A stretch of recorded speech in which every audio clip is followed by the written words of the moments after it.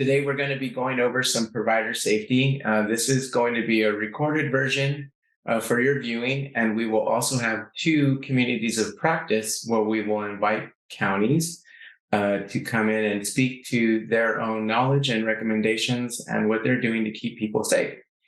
So during this part, we're going to talk about provider safety, and I hope you all get some great takeaways from it. As a disclaimer, the Department of Healthcare Services, this presentation was prepared for the Medi-Cal Mobile Crisis Training and Technical Assistance Center, AMTAC project, which is funded by the California Department of Healthcare Services and administered by the Center for Applied Research Solutions, CARS.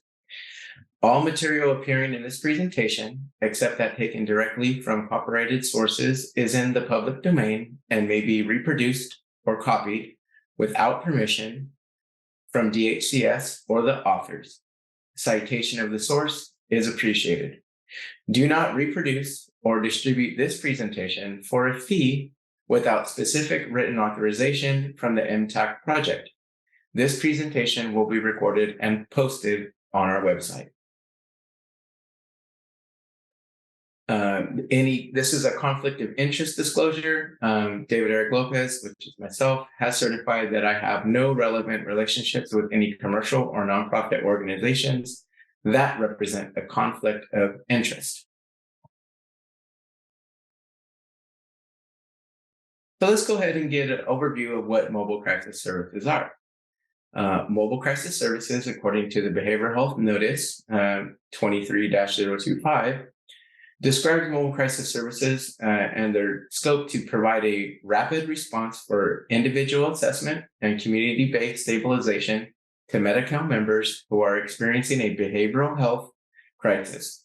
Mobile crisis services are designed to provide relief to members experiencing a behavioral health crisis, including through de-escalation and stabilization techniques, reduce the immediate risk of danger and subsequent harm, and avoid unnecessary emergency department care, psychiatric inpatient hospitalizations, and unnecessary law enforcement involvement. What this whole new benefit and really provides a new direction for mobile crisis services. With this new benefit, it is a change to the mobile crisis services so that response is a more resolution focused and works to provide relief to people in crisis in the community. Through this service, it is to support individuals in crisis where they are while using the least restrictive means necessary. Mobile crisis services should always be person-centered, trauma-informed, equity-driven, provide a brief intervention, de-escalation, and resolution focused. We want to work from a lens of the least restrictive interventions. We want to ensure that we're culturally responsive, linguistically appropriate, and accessible. So, welcome to today's session to Provider Safety. My name is David Eric Lopez. I am a technical assistance specialist with the Center for Applied Research Solutions, and I will be covering the content with you today. These are our learning objectives. Participants will be able to identify the guidelines for provider and member safety set forth in the Behavioral Health Notice 23-025. We will review the best practice, safety protocols, and strategy when providing mobile crisis services in the field, and we will review strategies around situational awareness during a mobile crisis response. What is a crisis? So a behavioral health crisis refers to any event or situation associated with an actual or potential disruption of stability and the safety as a result of a behavioral health issues or condition.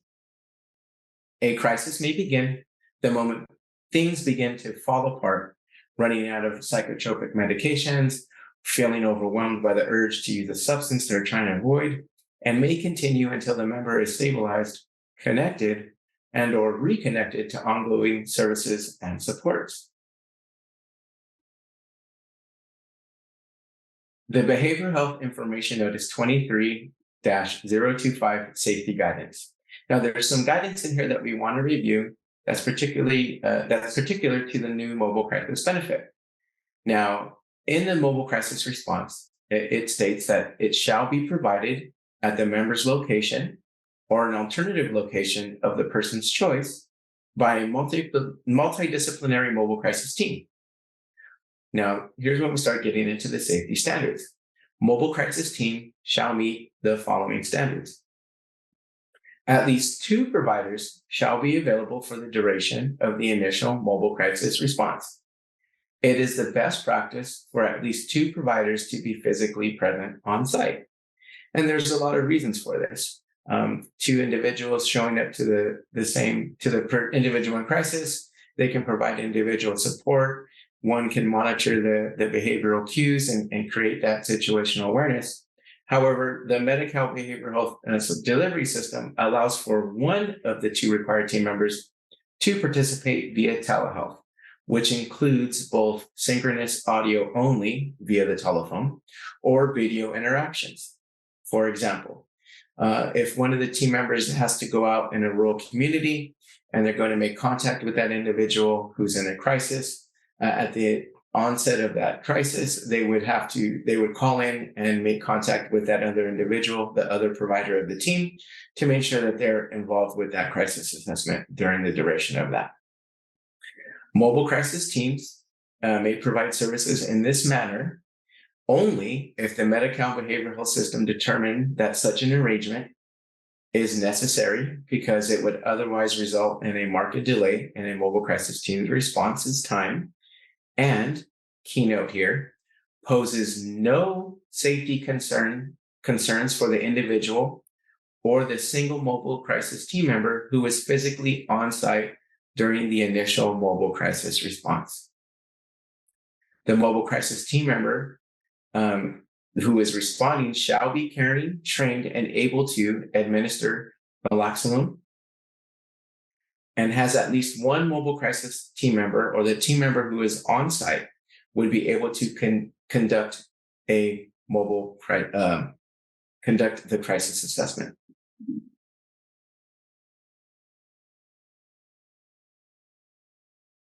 Some national guidelines for behavioral health crisis care. This is coming from the toolkit released by SAMHSA, and it's knowledge of information transfer. The safety and security for both individuals served and the mobile crisis team is a foundational element for all crisis service settings. Crisis settings are at the front lines of assessing and managing suicidality, homicidality, and aggressive behaviors, issues with life and death consequences. While ensuring safety for people using crisis services is paramount, the safety for staff and these mobile crisis team members cannot be compromised. People in crisis may have experienced violence or have acted in violent ways. They may be intoxicated or delusional at times, or they may have been brought in for law enforcement, or your mobile crisis team may be brought in from law enforcement, thus may be present at an elevated risk. National Guidelines for Behavioral Health Crisis Care, a best practice toolkit, knowledge information transformation, again from the SAMHSA guide, which is linked below.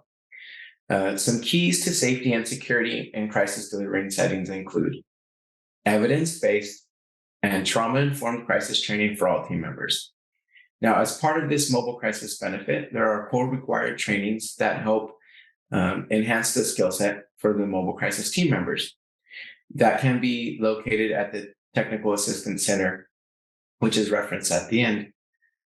You can also, or we also encourage continued knowledge and growth. So seek out additional trainings to help ensure team members of the mobile crisis response teams are continuously trained and have ongoing training to support their clinical knowledge throughout their practice. We want to have role-specific training and appropriate staffing ratios to the number of clients being served.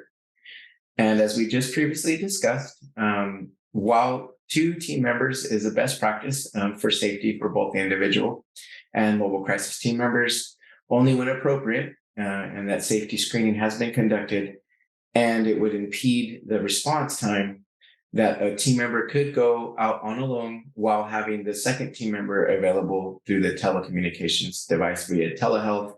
That could be on the telephone or asynchronous response on video telecare. No mental health crisis outreach worker would be required to conduct home visits alone, where the situation would not be safe. We want to equip our team members who engage in home visits with a communication device, a way for them to be able to contact their dispatch centers, to contact other team members, or potentially contact emergency services when needed. And mental health workers dispatched on crisis outreach visits will have prompt access to any information available on the history of dangerousness or potential dangerousness of the client they are visiting.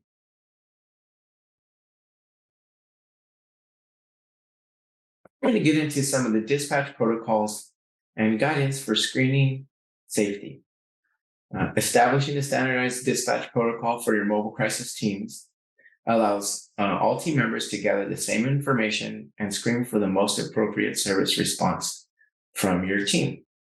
Counties can either elect to use the DHCS dispatch tool or have their own dispatch tool utilized as long as it's been approved by the DHCS.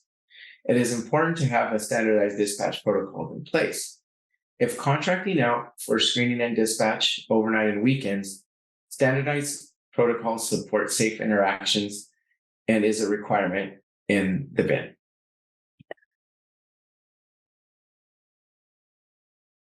Some of the strengths of dispatch tools include the following. It outlines all necessary and essential screening questions for every call received to assess the level of safety for both the individual at risk and the mobile crisis teams. It allows equitable opportunities for all individuals to receive the same level of service for mobile crisis teams. And dispatch protocols reduce inconsistency, which lessens the risk to safety caused by improper screening and training.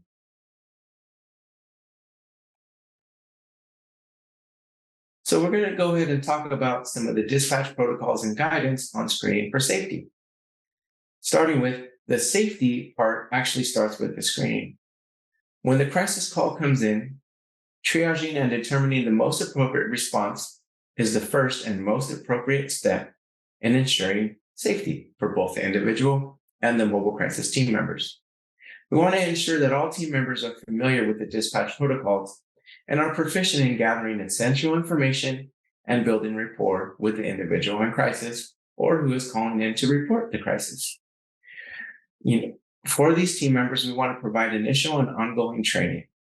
It is important that the team members who are taking these calls are proficient and understanding that becoming proficient in dispatch takes time and repetition. Clinical judgment is built through experience. And some things that you can do is to encourage team members to continue to review their crisis encounters on an ongoing basis. You want to share some key lessons learned with other team members to how you can both improve rapport with members and enhance protocols that support the quality and safe delivery of this new mobile crisis benefit.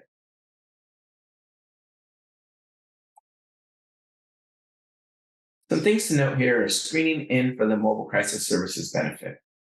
Screening in for the mobile crisis benefit is a way to ensure that the person in crisis is appropriate for the non-law enforcement mobile crisis service.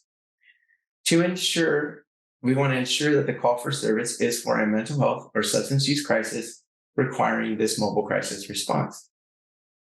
We definitely want to confirm that there are no injuries and that the person in crisis does not need medical attention. For asking these questions is going to be paramount up front to make sure that we get the most appropriate response to the individual in a timely fashion. As part of screening in for the service, we want to confirm that the person in crisis is not in possession or does not have immediate access to weapons that they can harm themselves or other mobile crisis team members. We also want to confirm that the person in crisis is not making threats of harm or violence to self or others. During this initial crisis screening, we want to confirm that the reason for the call is not a request for a welfare check, and confirm that law enforcement is not specifically requested to respond to this individual.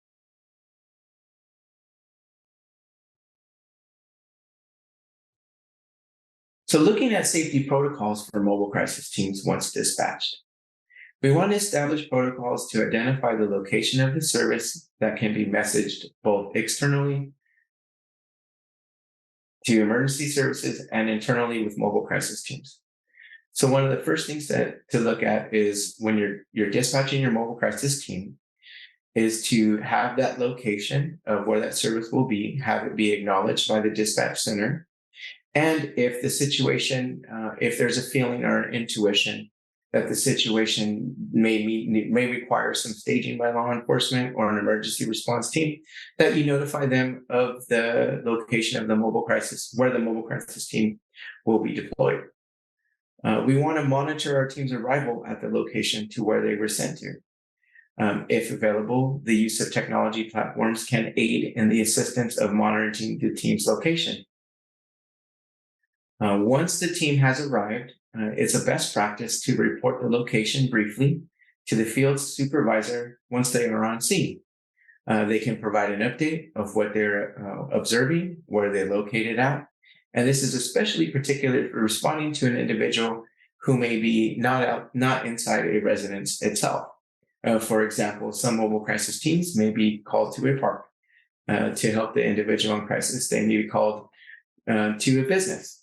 Where are they actually physically delivering this service, and where are they going to be dispatched to?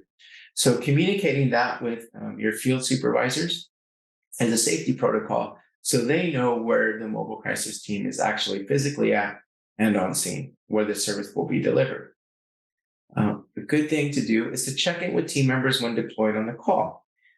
For example, if the call, and you're getting a feeling that this call should take X amount of time, potentially contacting or setting up who's going to be on scene first, who's connecting with the individual in crisis, who's conducting that initial crisis assessment, relaying that information to the field supervisor. They could check in with the counterpart to ensure that the encounter is going well and checking in on the safety of all team members. And that's when determining who's making that initial contact with the person in crisis is important to know while going and helping the individual in crisis, and establishing the roles and who will take the lead. We also want to have mobile crisis teams have a way or have the ability to notify emergency services when they're necessary. Some of these teams has utilized different alert systems and tools, which have been noted and will be referenced in the communities of practice of what counties are using out there. Or it could be as simple as having a radio that connects to emergency services. It could be having one of the team members on standby with the ability to call out for emergency services when needed via a cell phone, things of that nature. But you want to, when deploying mobile crisis units, you also want to know your service area. So it's important to have a good landscape, observe the landscape and know rural areas, or if there's any areas in the community or the counties that you're responding to, or there may be potential spots where cell phone activity or connectivity is an issue, and how you can help support that. Some additional strategies would be carrying like small Wi-Fi devices to help enhance the signal booster, connecting to satellite radios to help connect with different cell phones, satellite radios or satellite cell phones to help ensure the safety of the team. Developing a memorandum of understanding, or MOUs, with local public safety access points, also known as PSAPs. It's a best practice to develop MOUs with local PSAPs 911 centers. This is helpful to establish strong relationships or strong collaborative relationships between mobile crisis teams and other emergency service providers. What they do is it helps ensures that both law enforcement and dispatchers are aware of mobile crisis teams.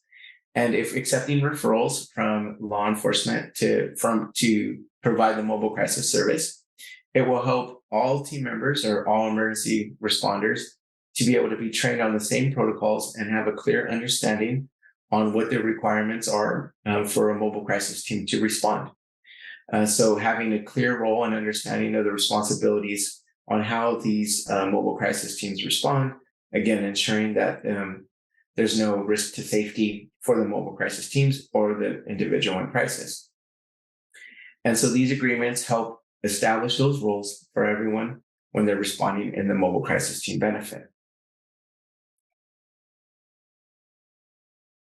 Here's some situational awareness cues for mobile crisis team members to be aware of. Upon arrival, you want to observe and report the location of the service to your supervisor or another team member if possible. If the service is being delivered on the side of the road, or residential setting, or school. Mobile crisis team should be aware of their surroundings if in a public setting. We want to make a conscious effort to observe what's around the person in crisis. Also, who's around the person in crisis? Are there any individuals that could be potentially agitating or escalating the situation that you want to ask to remove from the to step away from the scene so you can conduct the interaction? We want to confirm that there's not any obvious potential threats or hazards that could interfere with the mobile crisis team members, or cause them harm. It's very important that you observe the area the mobile crisis service will be provided. Assess where and how you will be engaging with the person in crisis. Will you be sitting down?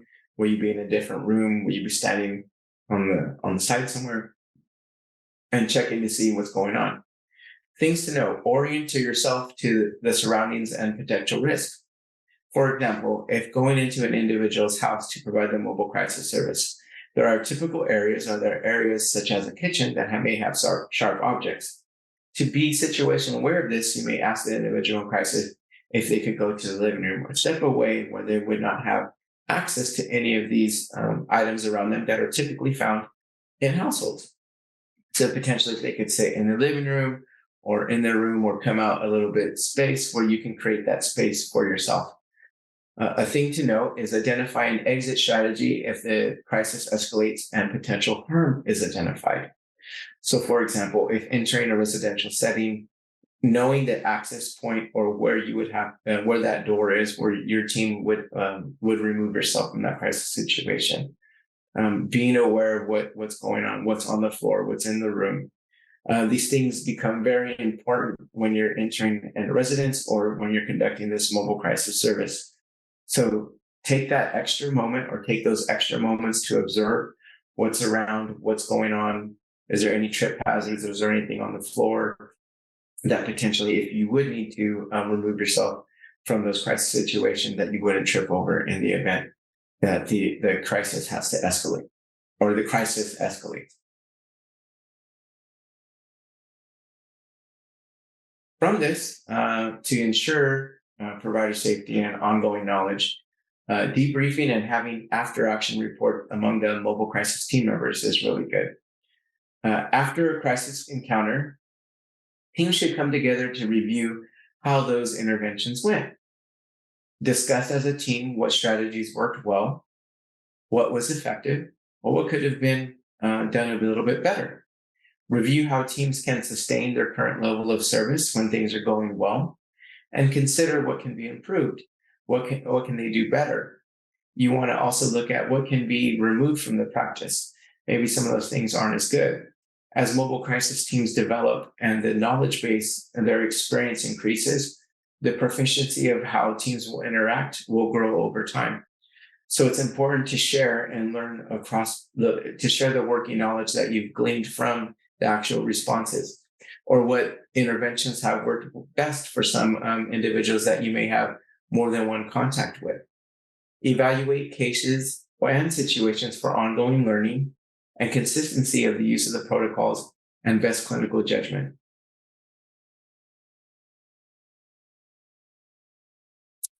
So in summary, the two-person response model is also a safety protocol, and it is both to ensure the safety for the mobile crisis team and the individual in crisis. Mobile crisis safety begins with triaging the initial call for help and utilizing those standard dispatching protocols to support safety for both the individual in crisis and the mobile crisis team members. Mobile crisis teams should have clear guidelines for monitoring during call deployment. So those mobile crisis teams, you're aware of where all mobile crisis teams are at. Establishing formal collaboration with law enforcement provides an additional layer of safety, or you can request them to stage on site if there's a potential risk that you do note. And structured debriefs to assess the strengths and weaknesses of the response protocol are vital to continuously assess scene safety and improve the responses. Here is a list of references that we reviewed today: the SAMHSA National Guidelines for Behavioral Health Crisis Care, and the scene safety that we referenced below. Your feedback is important to us. Post-survey attendees must opt into the 90-day survey so we can collect your emails to send out the certificates of completion.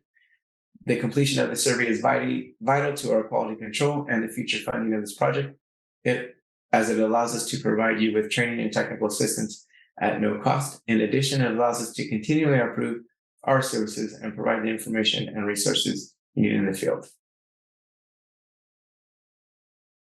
Thank you, everyone, for joining today. I look forward to seeing you in future trainings. And here is our contact information. If you want to reach out to us directly, or for general questions, use the mobile crisis info at cars-rp.org.